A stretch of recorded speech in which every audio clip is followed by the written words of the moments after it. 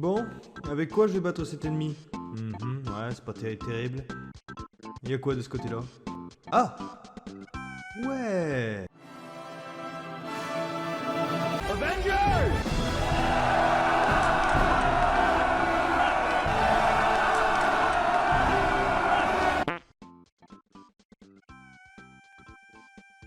Putain d'enfoiré de fils. Fire Emblem, célèbre série de jeux de RPG tactique de Nintendo. Et là, aujourd'hui, je vais parler du dernier de la série, Fire Emblem Three Houses. Développé par Intelligent Systems et Koei Tecmo Games, cet opus nous emmènera dans la peau d'un mercenaire devenant rapidement professeur de l'Académie des officiers, un établissement qui forme les nobles de grandes maisons ou des roturiers très doués que ce soit à la magie ou aux armes physiques. Et oui, sans aucune expérience, il devient prof d'une grosse académie. Donc vous voyez que Macron a raison, c'est facile de trouver du boulot. Je traverse la rue, je vous en trouve, ils veulent simplement des gens qui sont... L'exclusivité de ce Fire Emblem est surtout de choisir entre trois maisons de l'Académie, le royaume de Fergus, représenté par Dimitri qui en est son prince, l'Alliance Leicester, représentée par Claude qui est le petit-fils du souverain actuel, et l'Empire d'Adrestia, représenté par Adelgard, la princesse héritière légitime. Et ce sera donc à vous de choisir entre ces trois maisons, sachant que ces trois personnages seront les futurs souverains d'un pays. Perso, vu qu'on ne connaît pas grand chose sur ces trois pecnos là, j'ai choisi par rapport au comportement des élèves de chaque maison, et j'ai choisi Dimitri. Bref, dans tous les cas j'ai prévu de faire les trois maisons, donc bas les couilles. Chaque maison proposera un différent scénario, des différents personnages et des différentes interactions. À vous de choisir par rapport à vos goûts.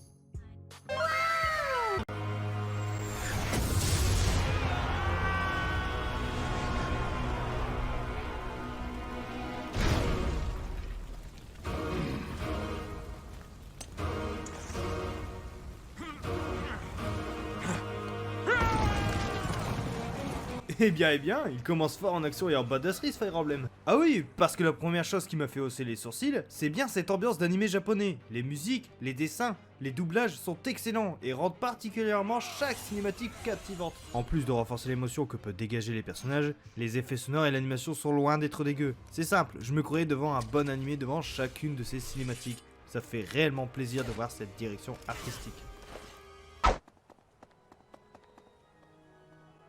Bon, il ouvre cette porte ou il va falloir que je m'en mêle? Ah, ça fait tellement plaisir de se balader dans un Fire Emblem tout en 3D.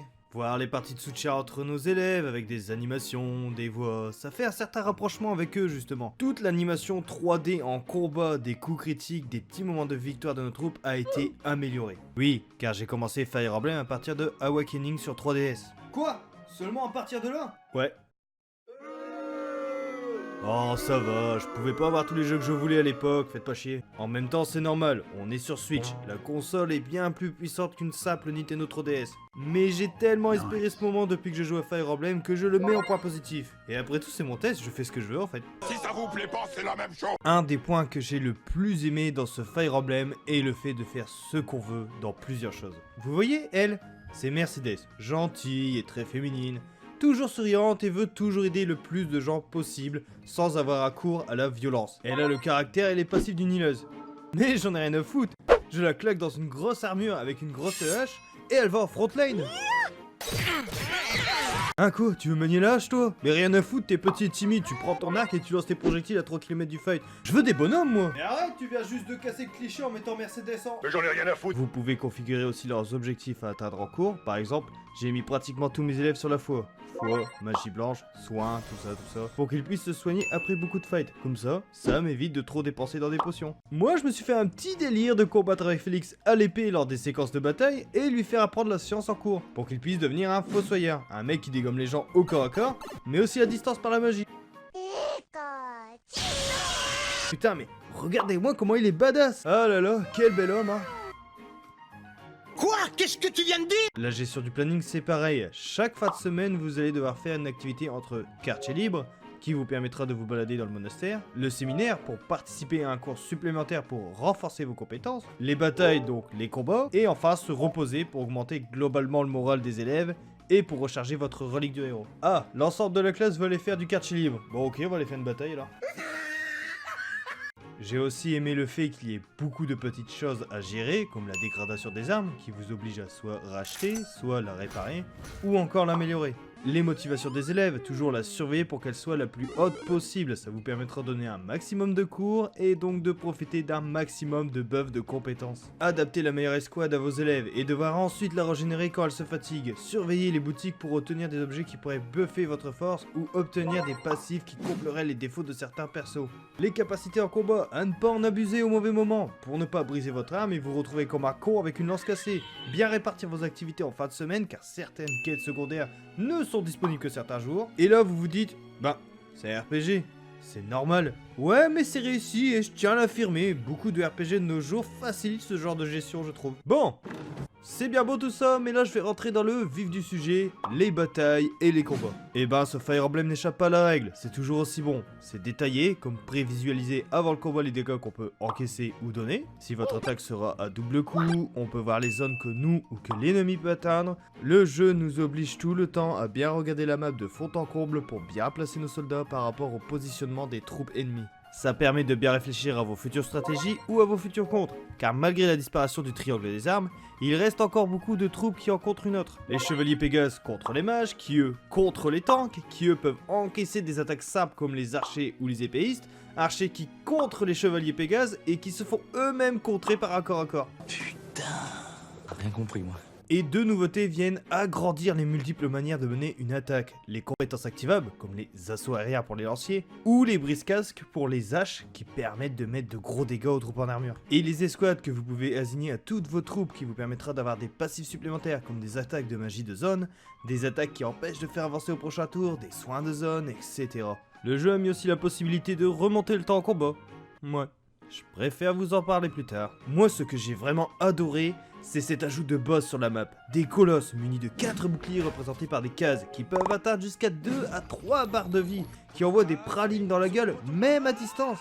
Ils ont même la capacité d'attaquer en zone. La manière de les vaincre est carrément différente des autres adversaires. Le but étant de casser ses boucliers pour baisser ses résistances, mais aussi gagner un étourdissement de celui-ci pendant un tour. C'est à ce moment qu'il faut faire attaquer vos troupes les plus fragiles pour ne pas avoir à se prendre son attaque. Parce que je peux vous dire que certains d'entre eux sont carrément capables de one-shot vos troupes fragiles. Et j'ai certainement oublié de mentionner d'autres techniques et stratégies à faire pendant les batailles. C'est tellement énorme tout ce qu'on est capable de faire. Je suis bien content qu'ils réussissent à chaque fois à me faire adorer les séquences de combat. Et si on couple le gameplay avec des OST qui... comment dire... rend n'importe quel truc chiant épique en fait.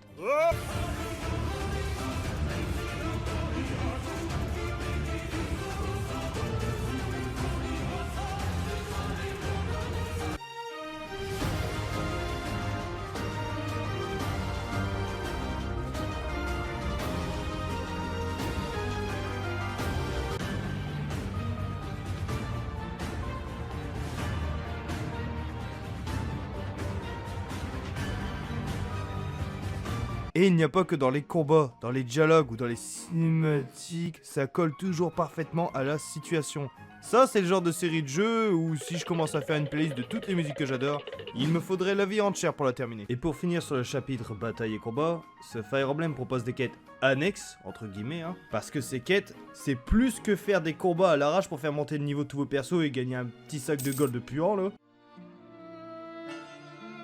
Ah non, là on part sur du développement de personnages secondaires, en plus de pouvoir gagner des reliques de héros. Si vous ne savez pas, les reliques de héros, c'est des armes légendaires créées depuis des milliers d'années, portées par les mecs les plus forts de leur génération. Alors quand j'ai obtenu cette arme au beau milieu de l'aventure, qui est déjà plus puissante que des armes en argent pas encore disponibles, je peux vous dire que j'ai eu un petit sourire jusqu'aux oreilles. Comme je l'ai dit, ces quêtes sont souvent lancées par des personnages secondaires, qui vous demanderont de l'aide pour gagner une bataille en rapport avec leur idéologie, ou leurs problèmes. Et moi qui pensais que ceux qui seraient sur le devant de la scène ça aurait été Bilef, le personnage principal, ou les 3 autres pecnos là, bah pas avec ces quêtes, c'est sur les persos secondaires que l'histoire et les dialogues se concentrera. Et par ailleurs, si vous perdez l'élève concerné, bah la quête est un échec et vous vous tapez un game over. Et même s'ils se nomment quêtes annexes, je les ai suivis comme des quêtes principales, surtout quand c'est un perso que vous aimez. N'est-ce pas Félix? Arrête tes conneries, ça devient lourd. A partir de maintenant, je vais parler du scénario, et donc spoil. Je vous laisse 10 secondes pour cliquer sur ce temps de la vidéo. Je vais compter jusqu'à 10, mais vous inquiétez pas, j'ai compté lentement. 1, 2 et 10. En soi, le scénario est assez classique et coupe en deux. Une partie à l'école avec les élèves et ses mystères à la Harry Potter, une élite de 5 ans où ils deviennent adultes et des personnes importantes qui se livrent une guerre à la Game of Thrones. C'est surtout dans les rebondissements que Fire Emblem arrive à tenir en haleine le joueur, en rendant captivante son histoire via des révélations ou des évolutions de personnages intéressantes. Le plus bel exemple reste Dimitri, qui, dans les premières heures du jeu, il est souriant, gentil, toujours à l'écoute de ses partenaires. Il veut limite qu'on le tutoie et qu'on le voit comme un ami, et pas comme le futur roi. Tout en se morfondant quand il a dû tuer pour défendre, en nous récitant les typiques phrases « Niais, tuer c'est pas bien, je voudrais un monde de paix sans violence ». Alors que plus tard, dans certaines discussions, on apprend de Félix, décidément, qu'il ne le respecte pas et qu'il voit en lui plus une bête assoiffée de sang qu'un être humain. Car on apprend très vite que Dimitri a perdu l'intégralité de sa famille dans une bataille et que ce jour-là, complètement rongé par la haine, il tua plus pour le plaisir qu'autre chose. Bon, sur le coup je me suis dit que Félix a un petit peu exagéré et qu'il a vu sa famille se faire massacrer, donc ça peut pousser à la rage. Et en fait non, il est vraiment atteint par ça. On le voit au fur et à mesure. Il commence à dire des choses cheloues en bataille, ou qu'il avoue qu'il est venu à l'académie pour une raison, chercher ses ravisseurs et se venger. Et limite, à un moment donné, on aurait vraiment dit qu'il savoure ses kills comme Dylan, 12 ans, membre de League of Legends FR, qui a filmé avec son portable 4 mégapixels son double kill avec Yasuo. Et puis au bout de l'ellipse de 5 ans, le Dimitri il est méconnaissable. Hein. Il est complètement ravagé par le désir de vengeance. La première chose qu'il me dit après la soi-disant mort de Bilef et de son retour après 5 ans, c'est « Attends, what the fuck, t'es vivant? Ouais, mais t'es un espoir qui veut me tuer, c'est ça ?» Et après, il se barre sans rien dire. Tu me déçois, Dimitri, je ne t'ai pas appris comme ça. Bon, après, c'est pas aussi développé pour certains personnages, mais ça reste surprenant. C'est typiquement du Fire Emblem, de révéler quelque chose dans une cinématique, pour enchaîner ensuite par d'autres questions ou d'autres mystères pour nous donner l'envie de continuer l'histoire du jeu. J'ai pas encore fait les 3 autres scénarios, mais si c'est aussi bien réussi que celui de Dimitri, ça me tente encore plus pour les faire. Et bien sûr, la durée de vie d'un Fire Emblem est toujours assez grande, mais dans celui-ci, elle est colossale. C'est une des raisons que ce test m'a pris beaucoup de temps si on le compare aux autres. Rien que pour la campagne de Dimitri, il m'a fallu 65 heures pour la finir, sachant qu'il y a encore 3 autres scénarios, il y a moyen de taper dans 200 bonnes heures de jeu, c'est vraiment, vraiment agréable. Eh bien, j'ai bien encensé le jeu, hein. Bon, il serait peut-être temps de cracher sur les parties qui m'ont pas très plu. Bon allez, j'y vais doucement, on commence par les choses dommages, de bonnes idées, mal exploitées. Alors j'ai déjà mentionné le monastère, mais là je vais en parler un peu plus, et surtout du pourquoi du comment je le trouve pas terrible. Le truc c'est que notre première impression c'est waouh, une modélisation en 3D avec waouh, plein de PNJ à parler avec plein de quêtes et plein d'activités à faire, mais ça ne peut être que bien. Non. Pratiquement tous les dialogues hors votre classe sont sans intérêt, il y a beaucoup de clichés sur des persos et à chaque fois, ils sont obligés de les respecter en direct. Entre lui qui parle toujours de bouffe et l'autre qui veut toujours draguer des nanas malgré qu'il y a des espions dans le monastère, c'est pas drôle, il y a autre chose à donner de son avis en ce moment. S'il te plaît, faut que je baisse. Les activités, à part la pêche et le thé qui est légèrement fun, le reste c'est tout automatisé. La chorale, les tournois, faire manger ou inviter un repas à un élève, faut juste taper sur un bouton et regarder. Les quêtes secondaires, c'est... Hé, j'ai un service de thé qui me sert à rien, tu peux le donner à quelqu'un? Oh, merci pour ce service de thé. Mais c'est de la merde. Ah! Bon, j'exagère, ils sont pas tous comme ça, mais la plupart si. Et je peux vous dire que j'allume pas un jeu vidéo pour aller faire des allers-retours à la con pour aller rapporter un objet à je sais pas qui. En gros, j'ai fini par me saouler de ces dialogues soporifiques et clichés, des activités monotones et des quêtes ennuyantes. A force, vous finissez par passer 10 minutes dans le quartier libre pour faire les choses utiles comme remonter le moral des troupes ou augmenter votre niveau d'enseignant, au lieu de passer 45 minutes pour tout bien visiter. Mais bon, au moins on a un lieu de vie qui s'est beaucoup amélioré depuis les autres Fire Emblem que j'ai joué. Je peux pas le mettre en point négatif, faut pas être con non plus. J'ai parlé aussi du retour arrière, qui est original certes, là où dans Fate c'était Azura qui pouvait nous donner l'opportunité de rejouer dans le même tour, ici on nous permet de revenir sur notre décision. Si une de vos troupes meurt, vous pouvez revenir en arrière pour corriger votre erreur. Bon, je trouve ça un peu limite pour un jeu comme Fire Emblem de pouvoir corriger un mauvais choix tactique. J'ai l'impression que c'est pour pas dégoûter les nouveaux joueurs, pour éviter qu'ils recommencent la mission, pour ensuite éviter qu'ils en ont marre et qu'ils quittent le jeu. J'en sais rien, je trouve que ça supprime une difficulté du jeu et que ça le casualise vraiment beaucoup. Ah, le sel commence à bien arriver là. Et si vous êtes en train de manger devant cette vidéo un bon steak frites par exemple, eh ben bougez pas, je vous apporte le sel qui manque. Oui, car là on va passer au point négatif du jeu, les points qui m'ont fait chier ou que j'ai vraiment trouvé nuls. Et on commence par 2 défauts qui vont fusionner en un grand défaut. Dans Fire Emblem, il y a toujours eu des dialogues de soutien entre les troupes. Cela permet d'augmenter l'affinité entre 2 personnes, donnant ensuite des avantages statistiques en combat.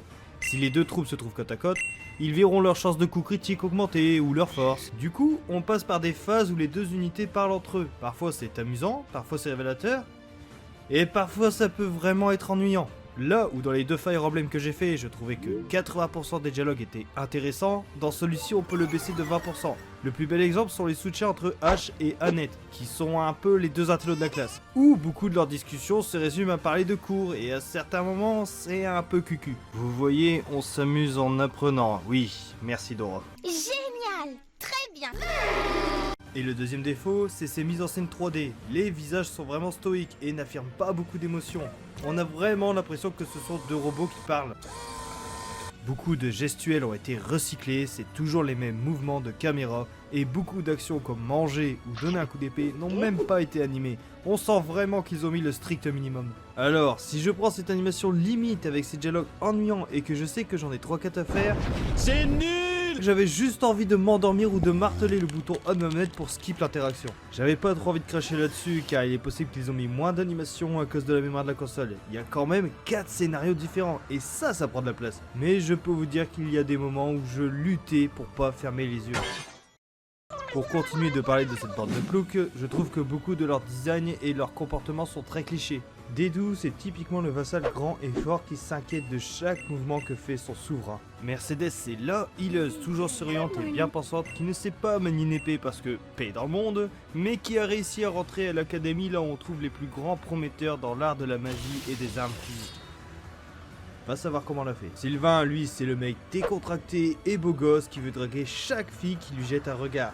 Et du coup, il parle H24 de ça. Bref, heureusement que certains d'entre eux réussissent à se sortir de ce cliché, parce qu'au premier abord, j'ai pas eu envie de m'intéresser à eux. Et pour finir sur tout ce qui concerne les personnages, je vais parler du principal. Le gros problème, c'est qu'il ne parle pas pendant les dialogues. Il se contente juste de faire des gestes comme un sourd et muet. Alors Nintendo nous a habitués à mettre des personnages principaux qui ne parlent pas. C'est censé faire en sorte que le joueur arrive à se mettre dans la peau du personnage. Mais là, c'est con, parce qu'il a une voix. On l'entend quand il monte de niveau ou qu'on le sélectionne au combat. Alors ils lui mettent une voix dans les moments où on s'en bat les couilles, mais les moments les plus intenses, on lui met pas. Sérieusement. Pourquoi? Là dans ce Fire Emblem, ça tourne au ridicule. Ces jeux sont connus pour être extrêmement bavards et de mettre une intensité dans leur histoire à un moment révélateur. Ne pas mettre de voix à ce moment-là, ça fait l'effet inverse de l'immersion en plus de baisser la crédibilité et le charisme de Bilef. Pour moi, c'est plus du gâchis qu'autre chose. Disappointing.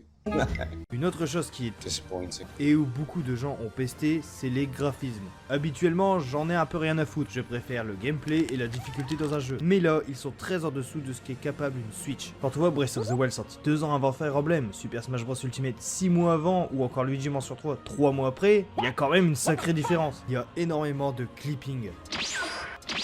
L'aliasing se voit beaucoup trop, et des textures qui me rappellent la Nintendo 64. La technique de ce Fire Emblem laisse vraiment à désirer, et vu le nombre de retours là-dessus, j'espère vraiment que Nintendo améliorera tout ça pour le prochain opus. Eh ben, t'y vas pas de main morte. Et là, je vais parler du gameplay mon gars. Non, même ça. Et ouais. Va te faire enculer. La seule chose qui m'a gêné dans les batailles, c'est l'IA ennemie qui est un peu coconne parfois. Elle va attaquer le premier ennemi qui sera dans sa portée d'attaque en se séparant de son groupe et donc d'aller tenter de vaincre une armée à elle toute seule. Et là, double combo parfait. Elle va préférer focus le tank dont elle va mettre 0 dégâts alors qu'elle pouvait attaquer le mec d'à côté et essayer de le blesser un minimum. Elle se suicide en gros et c'est une facilité de gameplay du coup. Justement, la facilité. Pour moi, cet opus est un peu plus simple que les autres jeux. J'ai joué dans la même difficulté, je n'ai jamais recommencé une mission 2-3 fois car c'était trop compliqué. Ok, le jeu fait réfléchir et m'a fait galérer à des moments mais jamais au point de Fire Emblem Fates, surtout la version complète.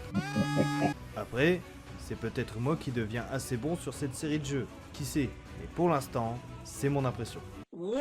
L'accord.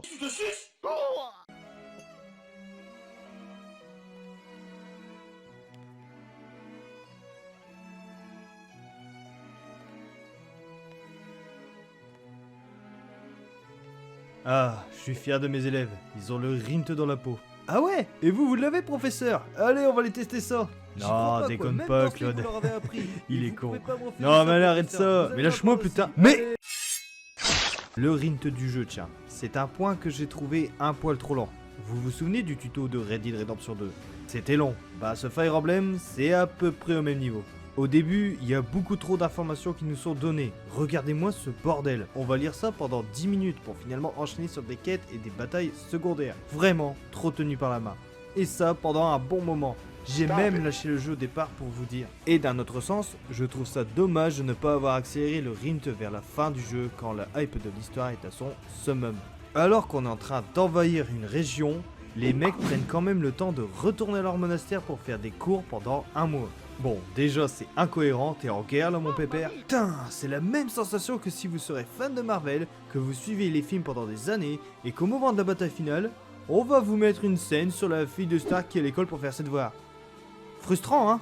Et pour finir sur les points négatifs, je vais vous dire, pour moi, le plus décevant de cette aventure, c'est la mauvaise exploitation de plusieurs parties du jeu. Le pire, c'est les cours. Ils sont aussi automatisés que les activités. Vous appuyez sur le bouton A pour augmenter les compétences de vos élèves, vous faites rien d'autre. Il n'y a pas de petite interaction, pas de mini-jeu pour vous montrer la difficulté à prendre. Et ça, c'est abusé. Ce Fire Emblem nous donne l'occasion d'être un professeur. Pourquoi avoir bâclé le travail le plus connu d'un professeur ? Vraiment, je ne comprends pas. Il y a énormément de scènes importantes qu'ils auraient pu mettre en 2D, là où ils nous ont mis leur 3D très limite qu'ils utilisent pendant les dialogues de soutien. Et certains dialogues, justement, j'ai réellement l'impression que c'est du remplissage pour que le perso dise quelque chose. C'est vraiment dommage. On se serait vraiment senti comme un professeur proche de ses élèves s'ils auraient approfondi ces parties. Je trouve que ça laisse un sentiment de travail bâclé et fade en fait. Oh putain, cette vidéo est enfin terminée. 23 minutes de cette merde. La production de sel est terminée, je crois. Vous allez certainement me proposer de skip les moments chiants du jeu, mais ça changerait rien aux défauts. Il est là, le camoufler ne le transformera pas. Comme d'habitude, si ce jeu fait partie de mes subjectesses, c'est que j'ai aimé y jouer. Encore une fois, ce jeu possède de trop grosses qualités qui compensent ses défauts. Surtout que vous pouvez, comme je l'ai dit, skip les moments barbares. Je vous conseille donc ce jeu si vous aimez l'aspect tactique, les belles cinématiques dans une belle histoire couplée de magnifiques musiques, avec ce côté RPG plus que correct dans vos choix et dans la gestion. Il est actuellement à 45€ sur des sites comme Amazon, et pour 200 heures de jeu, je crois qu'il vaut largement le coup. N'oubliez pas que c'est un avis subjectif, qui ne reflète que mon avis. Il y a certainement des défauts et des qualités que vous ne reconnaîtrez pas, ou au contraire que vous trouverez que j'ai oublié de mentionner. Mais c'est normal, on a tous notre façon de penser. Sur ce, j'ai quelques livraisons à faire, je vous laisse ici, et bon jeu à vous.